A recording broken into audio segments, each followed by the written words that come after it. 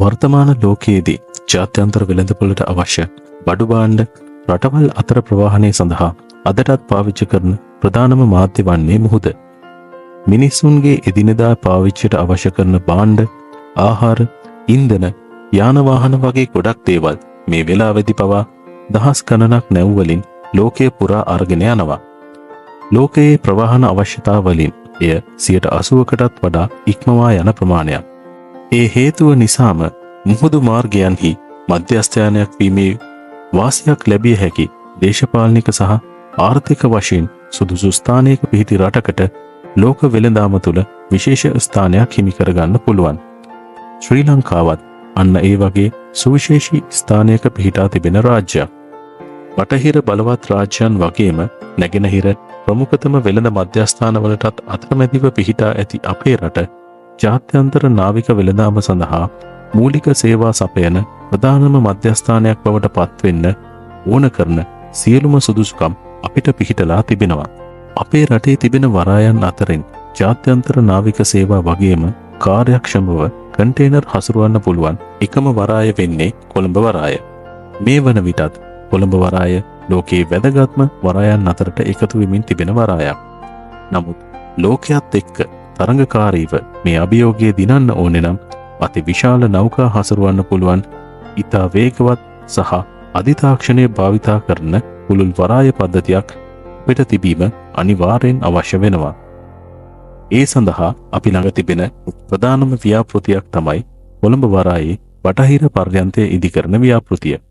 මේ වන විටත් ලහි ලහියේ ඉදිකිරීම් කටයුතු ඉවර කරගෙන යන කොළඹ වරායේ බටහිර පර්යන්තය Tamanගේ මංගල නෞකාව පිළිගන්න ලෑස්ති වෙන ගමන් ඉන්නේ.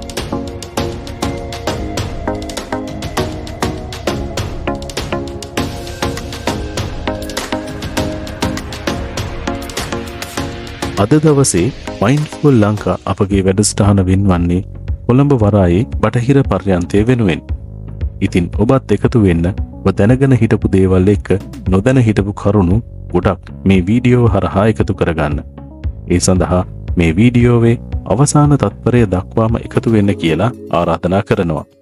ඒ වගේම අපේ වැඩසටහන් ගැන ඔයාලගේ අදහස්, යෝජනා කමෙන්ට් එකක් විදිහට එකතු කරන්නත් අමතක කරන්න එපා.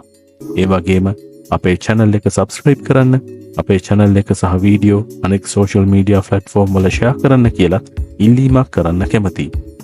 අද වැඩසටහනේදී අපි බටහිර පර්යන්තය සහ එහි ඇති පහසුකම්, මේ හරහා කොළඹ වරායට සහ ශ්‍රී ලංකාවට ලැබෙන වාසි, ශ්‍රී ලංකාවේ ආර්ථිකයට ඇතිවිය හැකි බලපෑම වගේම අනාගතයේදී ශ්‍රී ලංකාව ජාත්‍යන්තරය සමග කොතරම් ශක්තිමත් බැඳීමක් ඇති කරගන්න පුළුවන්ද කියන කාරණාව සම්බන්ධයෙන් විශ්ලේෂණයක් කරනවා. ශ්‍රී ලංකාවේ නාවික වෙළඳාම ඉතා පැරණි අතීතයක් සහිත අතර 16 වෙනි සියවසේදී මෙරටට පැමිණි පෘතුගීසින්ගේ ආගමනයත් සමගින් කාලානුරූපීව එය පෙරදිග රටවල් සහ බටහිර රටවල් වෙළඳ කටයුතු වෙනුවෙන් සම්බන්ධ කරමින් ජාත්‍යන්තර වශයෙන් වැදගත් නාවික මර්මස්ථානයක් බවට පත්වන්නට හැකියාව ලබා ගන්නවා.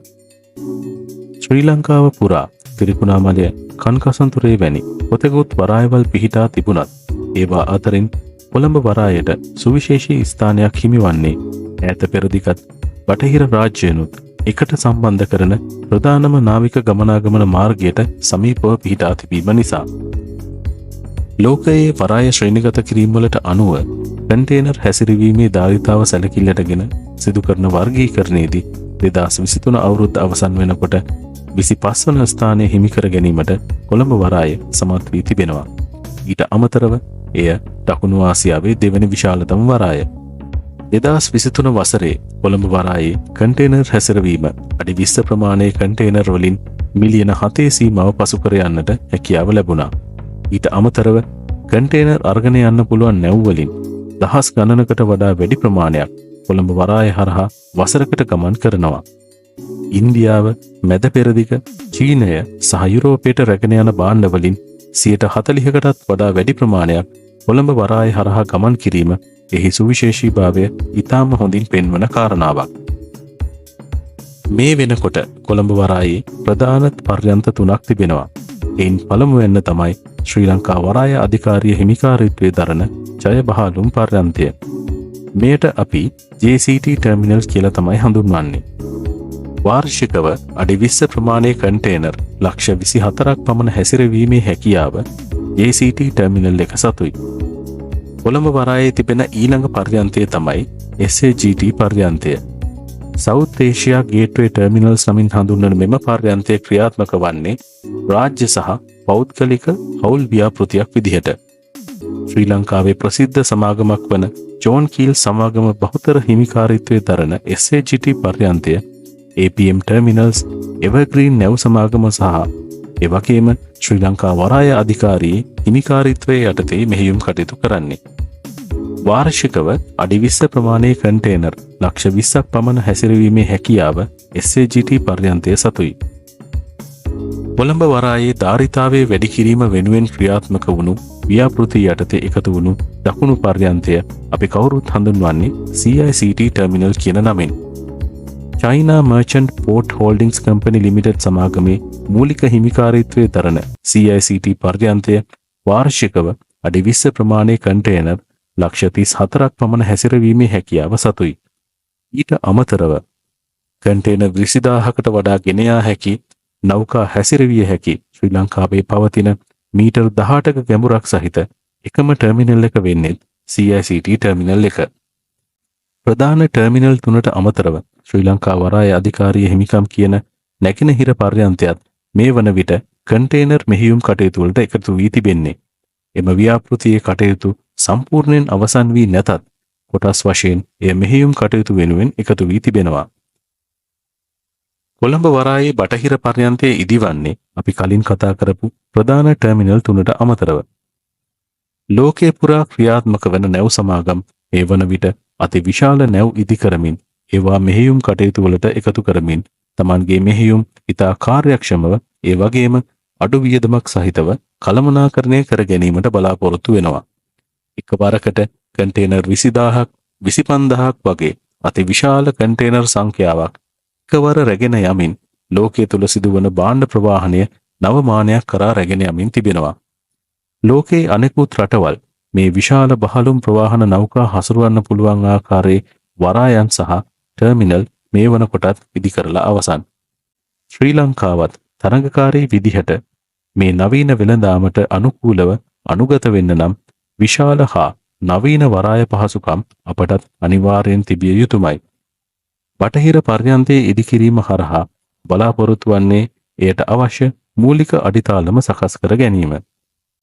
කොළඹ වරායේ බටහිර පර්යන්තය කියන්නේ නිකුත් පර්යන්ත වගේම පෞද්ගලික ආයෝජකයින්ගේ සහ ශ්‍රී ලංකා වරාය අධිකාරියේ ඒකාබද්ධ ව්‍යාපෘතියක්. නමුත් මේ ව්‍යාපෘතියේ 51% හිමිකාරීත්වය දරන්නේ ඉන්දියාවේ අදානි සමාගම විසින්. එයට අමතරව දේශීය සමාගමක් ලෙස ජෝන් කීල් සමාගම මෙහි ආයෝජනය සඳහා එකතු වෙනවා.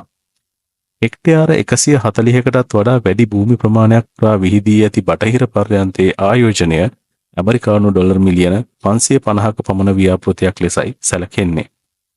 මීටර් 1400ක දිගින් යුතු ජැටිය, ඒ වගේම මීටර් 20ක් ගැඹුරු සහිත අති විශාල නෞකා 4ක මෙහෙයුම් එකවර කිරීමේ හැකියාව බටහිර පර්යන්තයේ සතු සුවිශේෂී හැකියාවන් විදිහට සලකන්න පුළුවන්. වාර්ෂිකව අඩි 20 ප්‍රමාණයේ කන්ටේනර් ලක්ෂ 32ක් පමණ හැසිරවීමේ ධාරිතාවයත් මේ සතුව තිබෙනවා. බටහිර පර්යන්තයේ ඉදිකිරීමත් සමග ලෝකයේ පවතින ඕනෑම විශාල නෞකාවක් කොළඹ වරාය වෙත පැමිණීමේ හැකියාව උදා වෙනවා.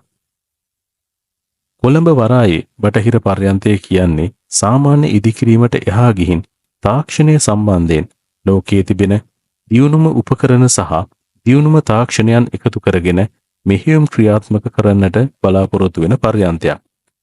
කෘත්‍රිම බුද්ධිය සහ රොබෝ තාක්ෂණය උදව් කරගෙන මෙහෙයුම් කටයුතු ඉතා කාර්යක්ෂමව ලෙසත් ඒ වගේම ඉතා ඉහළ නිවැරදිභාවයක් සහිතවත් කිරීමේ හැකියාව බටහිර පර්යන්තය සතුයි. ඒ වගේම ආරක්ෂණයට මුල් තැන ලබා දෙමින් තම සේවකයන්ට සහ පාරිභෝගිකයන්ට ආරක්ෂිත පරිසරයක් නිර්මාණය කරන අතරේම පරිසර හිතකාමී ක්‍රියාමාර්ග හරහා තිරසාර මෙහෙයුම් කටයුතු කරගෙන යාමටත් බටහිර පර්යන්තය බලාපොරොත්තු වෙනවා.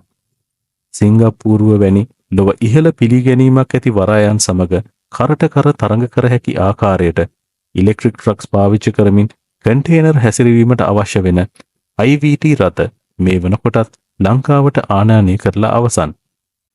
බටහිර පර්යන්තයේ මෙහෙයුම් වෙනුවෙන් ගෙන්වනු ලැබූ CRMG cranes එහෙමත් නැත්නම් අපි කියන cantilever rail mounted gantry cranes වලට ටොන් 41ක බරක් එසවීමේ හැකියාව තිබෙනවා.